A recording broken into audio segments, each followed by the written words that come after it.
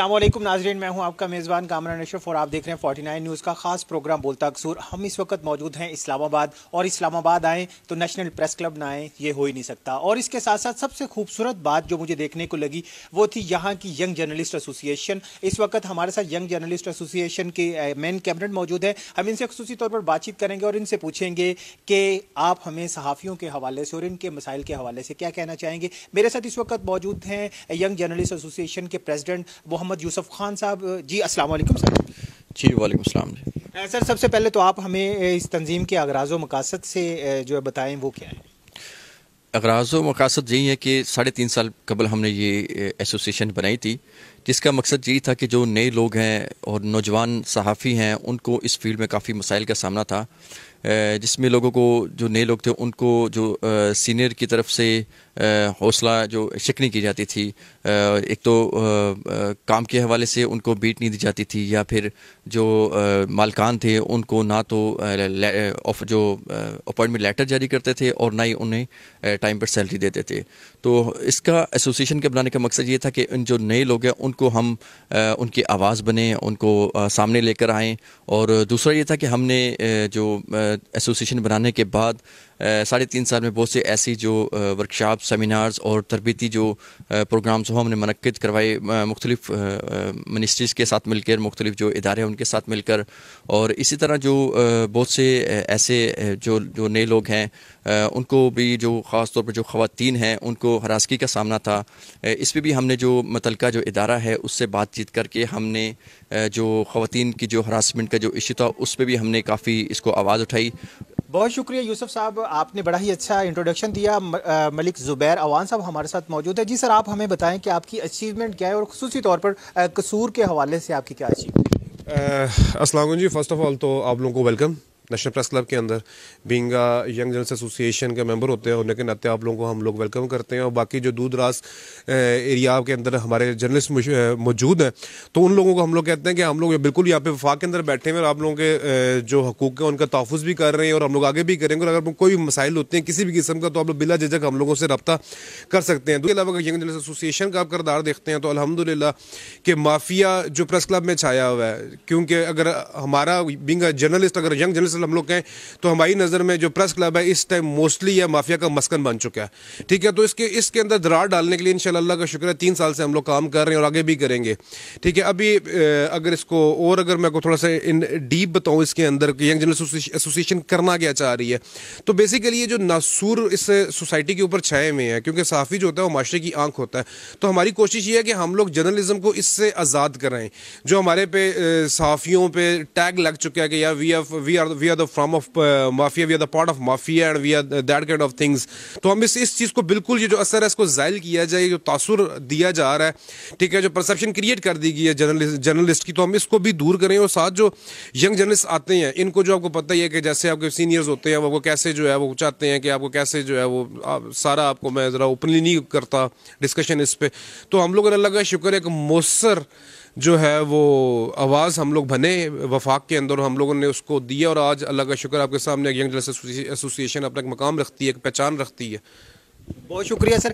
Sir आप क्या कहना चाहते हैं जो रिमोट एरियाज़ है लाइक डेट कसूर है, चुनिया या ठिंग मोड़ है, आप खुद एक एक्टिव जर्नलिस्ट हैं, उनके लिए वर्कशॉप्स और इस तरह के इनकाद मरकज़ में रहते हुए और रिमोट एरियाज़ के अंदर क्या इस तरह का नहीं होना चाहिए ताकि लोग ज़्यादा से ज़्यादा मुस्तफ़ीद हो सकें? डेफिनेटली होना चाहिए। यहाँ पर देखें, यहाँ पे वर्किंग में और वहाँ उस जो छोटे एरिया में वर्किंग में बहुत फ़र्क है। यहाँ पर डेली बेस पे प्रेस कॉन्फ्रेंस, सेमिनार, दिगर्स होती रहती हैं। वहाँ पर जो बंदा अनट्रेन भी होता है यहाँ पर फील्ड में आकर ट्रेन भी हो जाता है।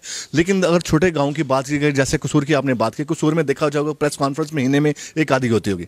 अगर आप इस्लामाबाद में आ जाए होंगे कम से कम 3 से 4 प्रेस कॉन्फ्रेंस आपको मुख्तलिफ मिली होंगी, मुस्लिम मिनिस्टर्स की मिली होंगी।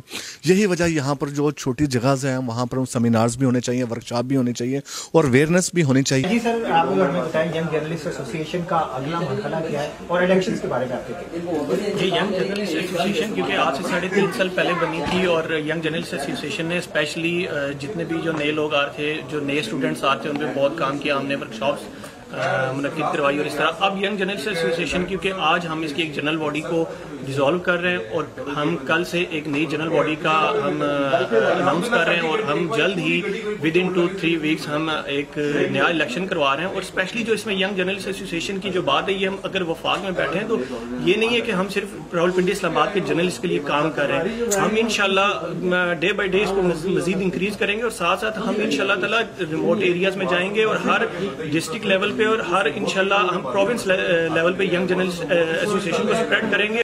मेरे साथ इस वक्त अनीला बशीर साहिबा मौजूद हैं जो कि यंग जर्नलिस्ट एसोसिएशन के साथ मुंसलिक हैं और ख़वातीन विंग की जो है वो हेड हैं। मैम, आप मरकज़ में बैठी हुई हैं, ख़वातीन को बेशुमार मसाइल का सामना है। इसी तरह जो रिमोट एरियाज़ है लाइक डेट कसूर हमारा इलाका है, वहाँ पे भी जो जर्नलिज्म में ख़वातीन बहुत कम आती है, इनके लिए यंग जर्नलिस्ट एसोसिएशन के पास क्या प्लान है? देखिए, प्लान तो एज सच हम नहीं कह सकते हैं, लेकिन कोशिश है। एक कोशिश ये है कि ख़वातीन, क्योंकि जब भी किसी भी फील्ड में आप देख लीजिए आना चाहती हैं तो मसाइल तो ऑब्वियसली होते हैं।